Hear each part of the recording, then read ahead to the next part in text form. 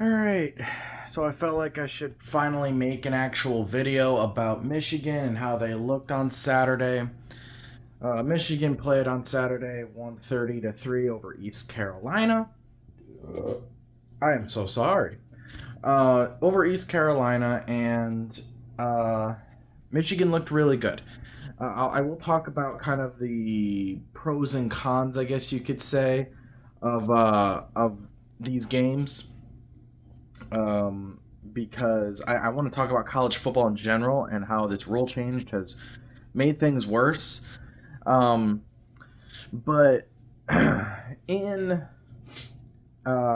this game against East Carolina, defense looked really good, especially running the against the run. They were able to stop East Carolina pretty much at will. When it came to throwing the ball, they did struggle for a little bit, but they never really allowed any points, obviously, until the last few seconds of the game when we had our backups in and they got a garbage time field goal. Offense played pretty darn good. I mean, outside of the first drive where we went 3 and out off of 3 straight runs, which drove me nuts. We looked really good. One thing that really surprised me was the fact that we threw the ball more than we ran. Blake Corum and Donovan Edwards weren't there. They were kind of in the background a little bit. They weren't really talked about as much or brought up as much. And of course, they had both of them had their big plays. Corum had a 37-yard run. He did have a touchdown run as well, and Donovan Edwards had a touchdown run that was called back. Should have been a touchdown run for Donovan Edwards, but they called it back and said he was short, and then we obviously fumbled the ball that next play. I mean, running backs running the ball was kind of lackluster, if that makes sense.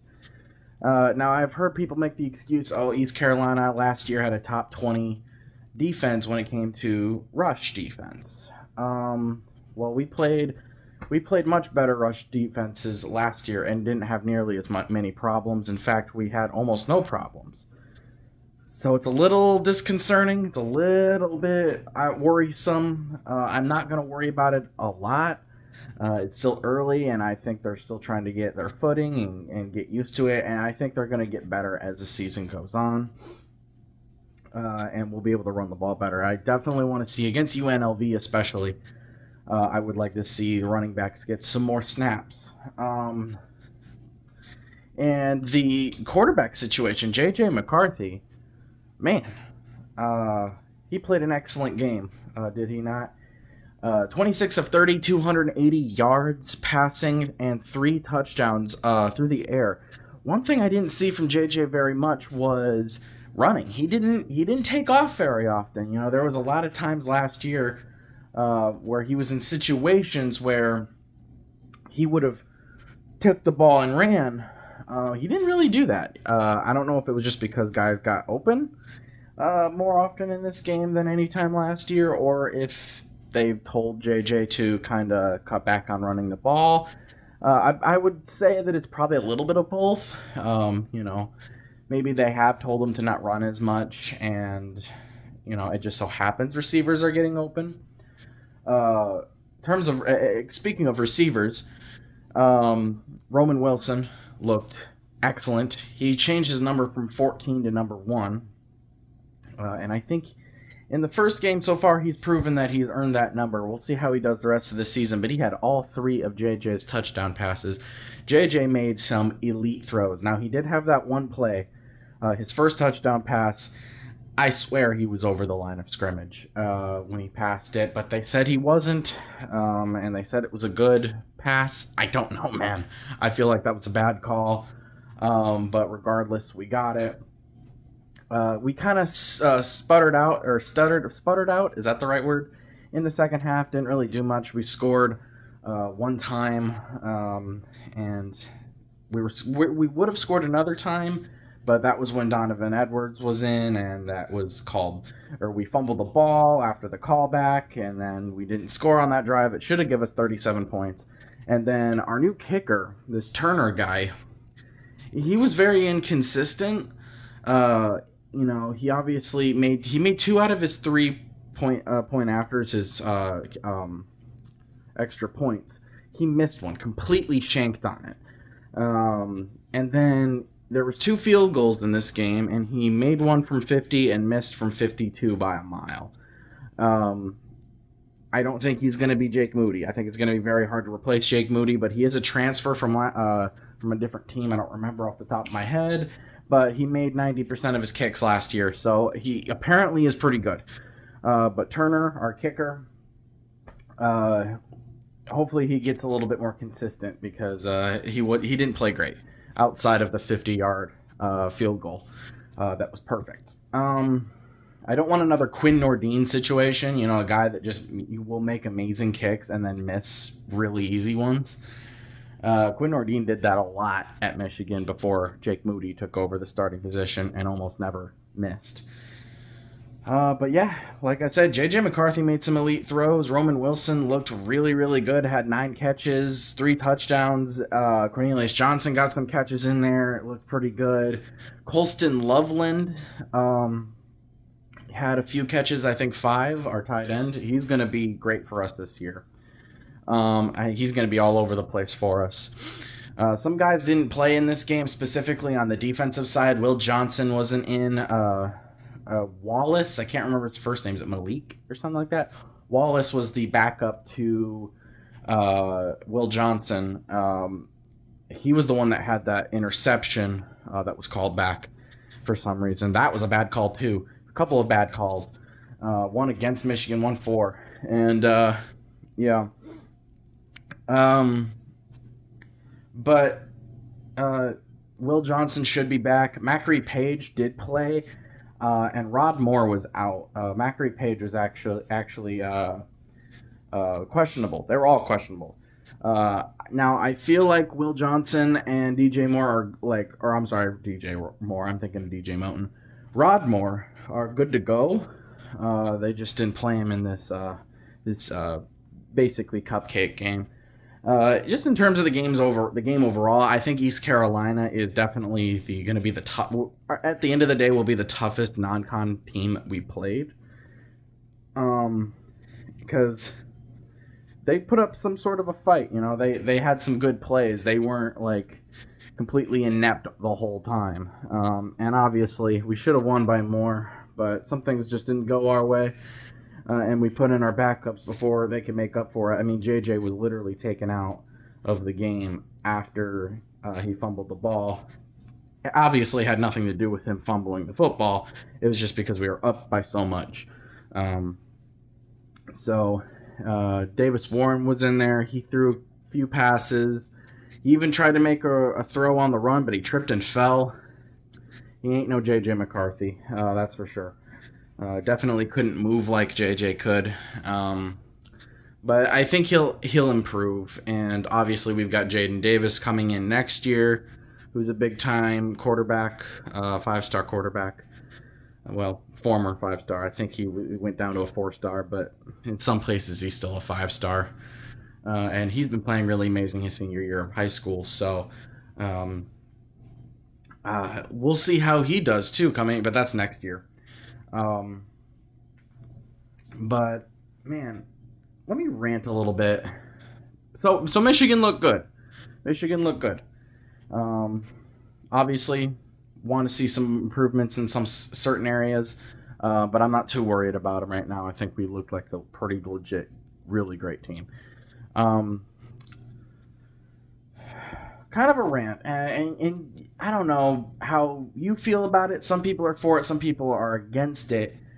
And college football being kind of shortened. Now, I haven't noticed a major change in the speed of the game, but I guess it depends on the game you're watching.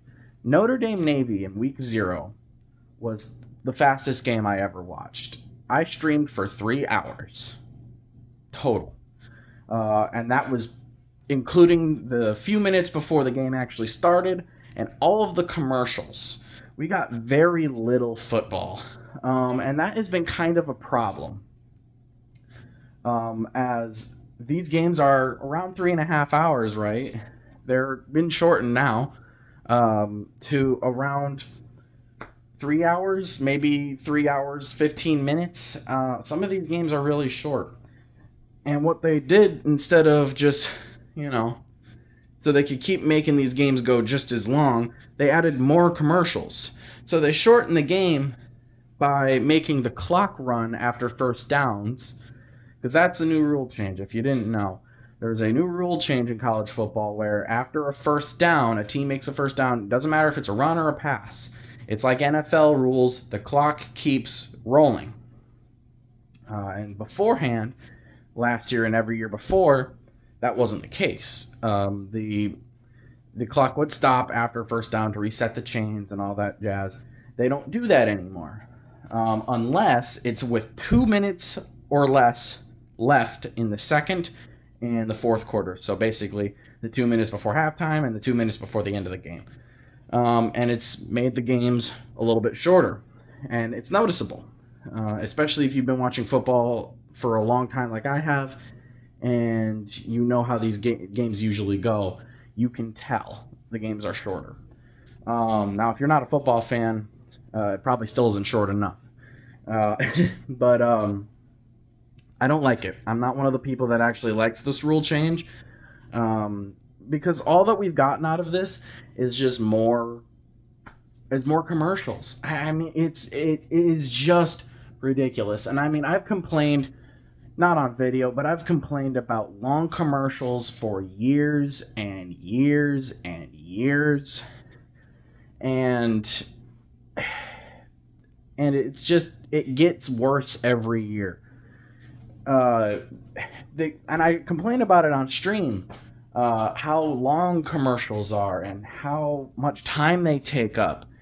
Obviously, I understand you need commercial breaks, but there needs to be designated times when you go to commercial. I mean, literally, any chance they get, they're going to commercial. They kick off, commercial. They run a play or two, call timeout, commercial. Run another play, a guy gets hurt, commercial. After every quarter, commercial. I mean that one makes sense. After every quarter, fine. If you want to do it when there's an injury or something, fine. But there's no need for every timeout called to go to commercial. And then when a team scores a touchdown and kicks an extra point, why do you need to go to commercial? Do the kickoff, then go to commercial. It just doesn't make any sense to me. And it's just, commercials are too long. If you're going to do commercials, can you at least shorten them? Because it feels like it goes on for 10 freaking minutes. And you're just sitting there, and you're bored out of your mind, and you're just like, I'm seeing the same 5 commercials for 3 hours. This game's got 8 minutes left in the fourth. I just want it to end. Can we please play the rest of the game? The suspense is killing me. No one gives a shit about these commercials. So stop. Stop with so many commercials. If you're, obviously, I know you gotta show commercials. It's a given. They're not gonna not show commercials. It's how they make their money. But shorten them. Shorten the commercial breaks at the very least. Instead of doing 3.5, 4 minute long commercials, make them 2.5 minutes. Make them 1:30 seconds. I mean, they don't need to be like 5 minutes long, and then we get 2 minutes of game, and then another 5-minute long commercial break. It's just, it feels like there's more commercial than game. And it's just like, when you switch to different games to watch, more often than not, they're going to be on commercial when you switch to that game. Which is just ridiculous. What show does that? You can watch a 30-minute long TV show. Maybe the episode is, it takes up a 30-minute time slot, but there's 21, 22, 23 minutes of actual show. And there's only about 8 minutes of actual, or 7 or 8 minutes of actual commercials. In football, there's a 3-hour long altogether And about an hour and a half of that is commercials. And it's just ridiculous. It takes up way too much time. But I'm not going to, I'm not going to be able to do anything about it. Obviously, even people complaining about it, they're going to keep doing it. As long as people are still watching college football, which everyone will be, the commercials will stay the same. But yeah, that's my rant. That's my opinion.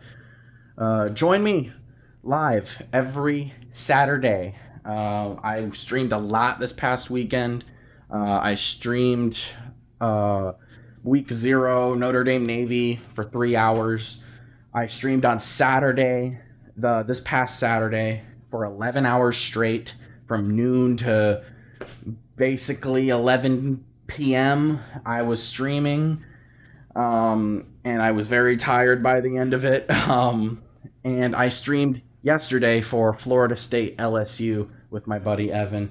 Evan was also in the 11-hour stream, and then Tyler was here. My buddy Tyler came in. My brother Logan was in here for a little bit. So it was a fun stream, and I'm going to be doing it probably every week. So for this Saturday, the stream will be at noon. It'll be Nebraska, Colorado, just because I'm really curious how Colorado follows up their win over TCU, and I want to see how Nebraska will follow up their heartbreaking loss to Minnesota. Maybe it'll be an interesting game. I figured it might have been close before any games were played, but now after seeing how Colorado played and how Nebraska played, I'm not sure if Nebraska stands much of a chance. Now we'll see. Some people are still predicting Nebraska to win, so we'll see. We'll see what happens. Probably the people that are predicting Nebraska to win are just Colorado haters. And I'll be honest, I made fun of Colorado a little bit before the season started, but they played really good. So yeah, Nebraska, Colorado, Michigan, UNLV at 3:30, and then if the game gets over before Alabama, Texas plays, I'll stream Alabama, Texas. That starts at 7 p.m. It should get done before 7 p.m. Usually games like that don't go till exactly 3:30, but we'll see. We'll see how it goes. But yeah, join me this Saturday for a stream. I'm going to finish watching Clemson and Duke.